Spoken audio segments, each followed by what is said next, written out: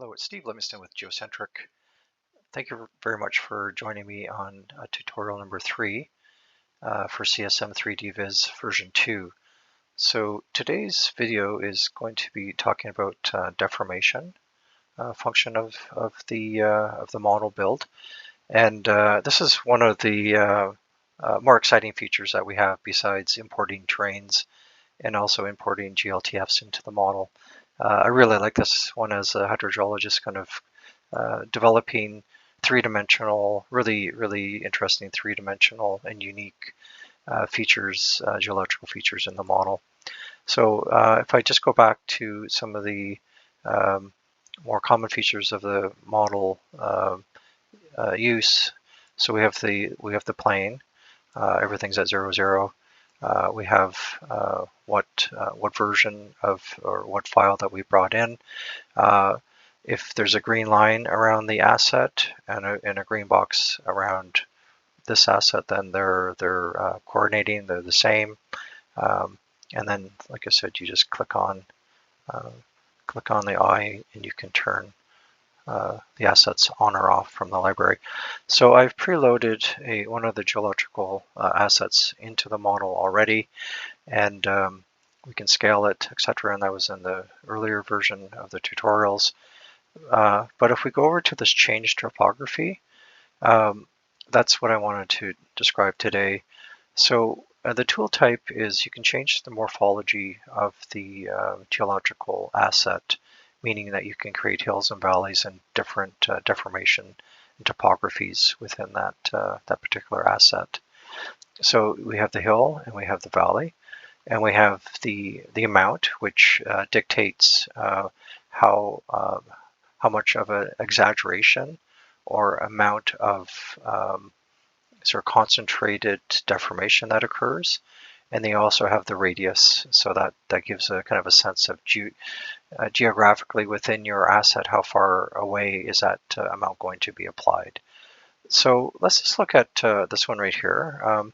So what I'm doing right now is I'm left-clicking my mouse and just kind of following along wherever I want to show that deformation. And then I can swing it up, and I can just kind of follow along. If I want to go to hill, it does the opposite. It drags it and moves it across.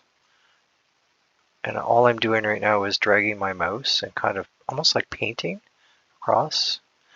If you want a larger radius, let's say 2, let's swing this around and you can see how much of a difference that created. If I change that to say 1 and a 2, then we get immediate response from the model going through the entire system. I'm going to remove that. I'm going to go back to plane. I'm going to swing this around. And one of the interesting things that you can see here is that, say if I went into landscape and I dropped some grass on top of it, and I scale this a little bit differently, you can see how that immediately sort of changes the whole topography of the site by just adding the hill and valley to the model. I'm going to go here. I'm going to raise and lower this down, and you can see that topography has an immediate impact on how the presentation of the geological system. And then I can go back. So I just go back. If you want additional, you simply go back and you can toggle back and forth hills and valleys, creating whatever type of system you want to see.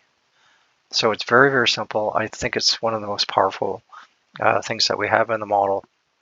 And you can, within your model build, you can stack these different units on top of each other, showing really interesting combinations of depositional systems and unique stratification throughout. As I mentioned in my earlier video, you can also tilt these beds and make them sort of come to life in the different geological systems that you want to display.